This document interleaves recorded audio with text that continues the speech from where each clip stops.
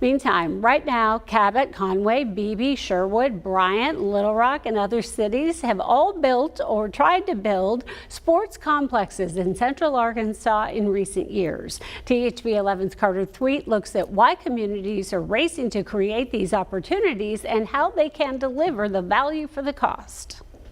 The people who are participating in that, are they likely to drive a certain distance to participate in that activity? Dr. Stephen O'Connell is talking about sports complexes or rec centers. O'Connell is the geography chair at the University of Central Arkansas and has worked with cities like Morrilton and Dardanelle to see if they could build these kinds of facilities. There was an old trope that people spent a third of their time doing recreation and tourism activities.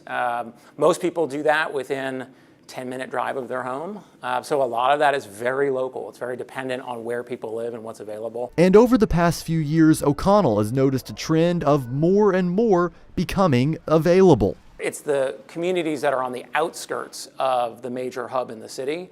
And they're trying to create attractions that will draw people to their cities, to make them the fast-growing part of the metro area. But the major cities can get in on the act as well. An indoor and outdoor sports complex was one of the major pieces of Little Rock Mayor Frank Scott Jr.'s Rebuild the Rock initiative, which voters rejected in 2024. O'Connell says in most cases, voters are more likely to support efforts like these if they feel the project will benefit them and not just visitors. They're going to increase revenue for restaurants and hotels and other types of businesses, whereas the local residents are really looking for the activities that they can do on a day-to-day basis. So when residents do support a new community center or sports complex, is it because they feel it will benefit them directly? Conway Mayor Bart Castleberry says yes. You've got to build it for your citizens, for the people who live here, the people that pay their taxes to live here.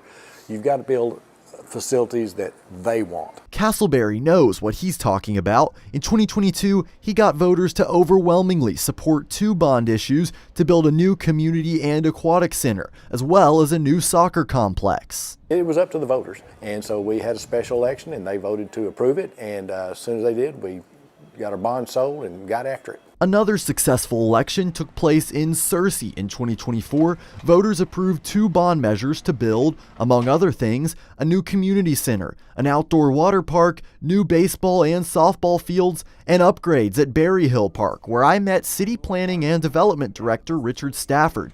He says there was a nearly 2-year period of talking to residents and taking public comment before the vote even happened. We had a list of all of the things that the community said that they wanted the most. And then we tried to deliver to them a way that we could implement a first phase of all of that. It's why city leaders say the plan shouldn't be primarily for out-of-towners or out-of-town dollars. We're not in this to make money. We're in this to provide a service. And then the games and tournaments, and with them those out-of-town dollars, may come later. And the rest of it, the competition, there's enough competition in baseball and softball and everything that if you build it, they will come. For THV 11 News, I'm Carter Thweatt. And the momentum isn't slowing among Central Arkansas cities. Sherwood had an election on Tuesday to build, among other things, a new indoor sports complex and upgraded baseball and softball fields.